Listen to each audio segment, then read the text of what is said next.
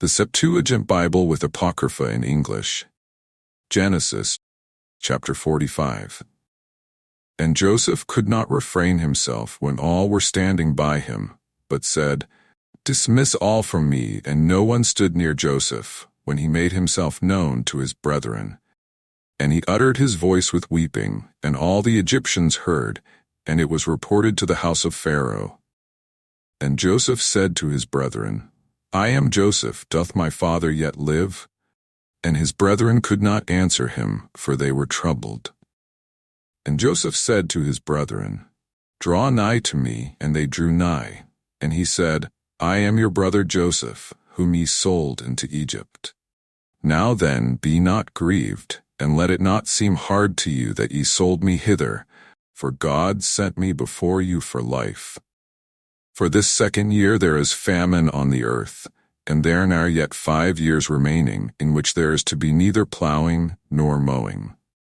For God sent me before you, that there might be left to you a remnant upon the earth, even to nourish a great remnant of you. Now then ye did not send me hither, but God, and he hath made me as a father of Pharaoh, and lord of all his house, and ruler of all the land of Egypt.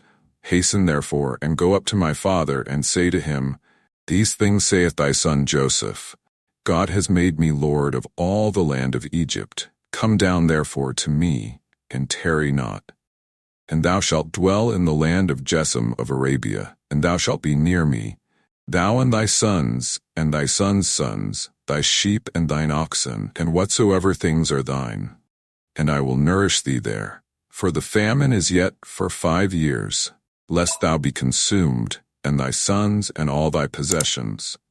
Behold, your eyes see, and the eyes of my brother Benjamin, that it is my mouth that speaks to you. Report therefore to my father all my glory in Egypt, and all things that ye have seen, and make haste, and bring down my father hither. And he fell on his brother Benjamin's neck, and wept on him, and Benjamin wept on his neck. And he kissed all his brethren, and wept on them. And after these things his brethren spoke to him. And the report was carried into the house of Pharaoh, saying, Joseph's brethren are come. And Pharaoh was glad, and his household. And Pharaoh said to Joseph, Say to thy brethren, Do this, fill your wagons, and depart into the land of Canaan.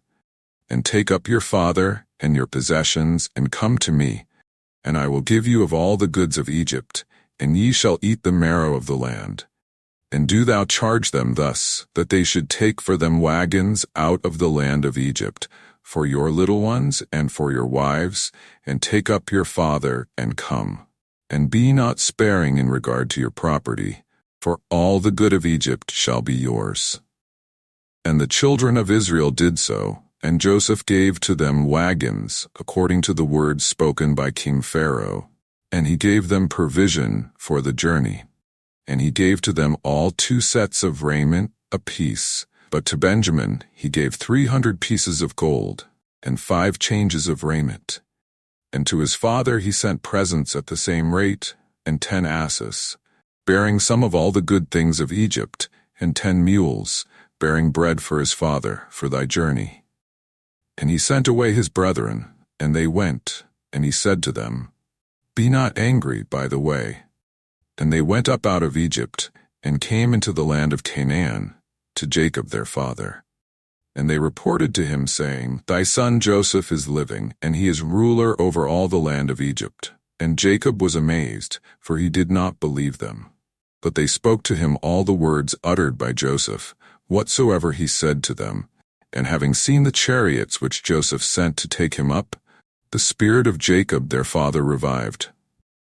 And Israel said, It is a great thing for me if Joseph my son is yet alive.